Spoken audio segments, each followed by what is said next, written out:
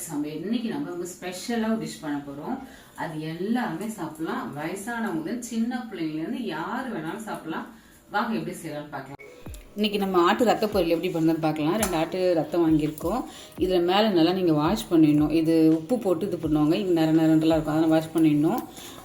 இது நம்ம நல்லா இந்த மாதிரி பொடி பொடியாக பிசைஞ்சிக்கணும்.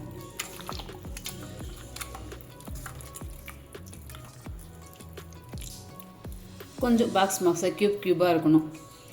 இங்கே பாருங்கள், பொடி பண்ணிட்டோம். இந்த மாதிரி பொடியாக பண்ணிடலாம். வாங்க வானல் வச்சுருவோமா. தேவையான அளவு எண்ணெய் போட்டுடலாம். கடுகு 1/2 ஸ்பூன்.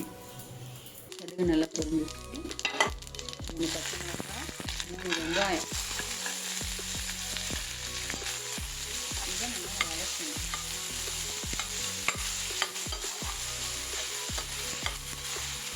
1 ஸ்பூன் சோம்பு. பெருஞ்சீரகம் போட்டோடனே நல்லா வாசனையாக இருக்கும். வெங்காயம் ரெடி ஆகிடுச்சு. இப்போ நம்ம எடுத்து வச்சுருக்க ரத்தத்தை அது போட்டுக்கலாம். மீடியம் ஃப்ளேமில் வச்சுக்கணும். கொஞ்சம் புதினா கொத்தமல்லி.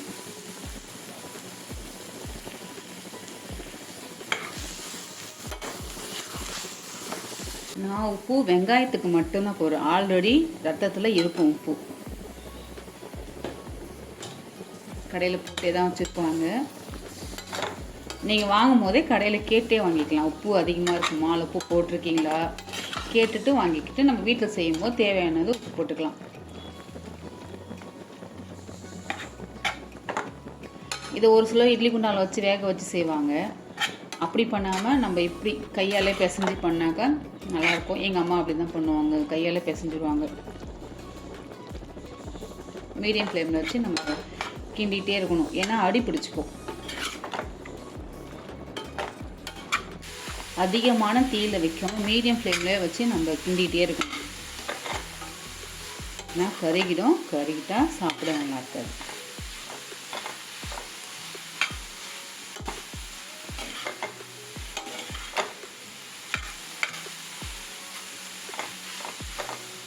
இதில் இருக்க தண்ணியோட சவுண்ட் எல்லாம் அடங்கிடும்.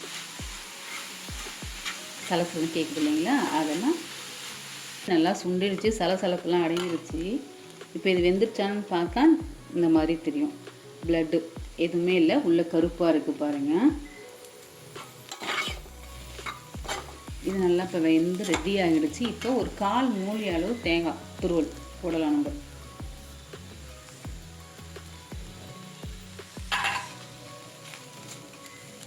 டொன்டொட்டை. இப்போ நம்ம ரத்த பொரியல் ரெடி ஆகிடுச்சு. இப்போ வானல்லேருந்து நம்ம பிளேட்டுக்கு மாற்றிக்கலாம்.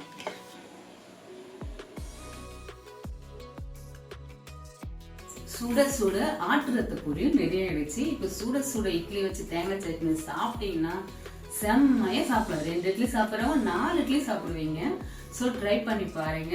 அதே மாதிரி கடையில் நம்ம வாங்கும் பொழுது அங்கே அந்த அண்ணன்கிட்ட கேட்டுக்கோங்க, ஆனால் உப்பு ஜாஸ்தியாக இருக்குமா கம்மியாக இருக்குமா கேட்டுக்கோங்க. ஏன்னா நம்ம ஃப்ரை பண்ணும்போது உப்பு ஜாஸ்தியாக போட்டு ஏன் சாப்பிட முடியாமல் போயிடும். ஸோ அந்த கடைக்கார அண்ணன்கிட்ட கேட்டுக்கோங்க. நம்ம அதுக்கேற்ற மாதிரி உப்பு கம்மியாக போட்டுக்கலாம். நல்லா இருக்கும், சூப்பராக இருக்கும். சண்டே சமைச்சு ஹாப்பியாக என்ஜாய் பண்ணுங்க. Family time ஆரம்பமாகட்டும்.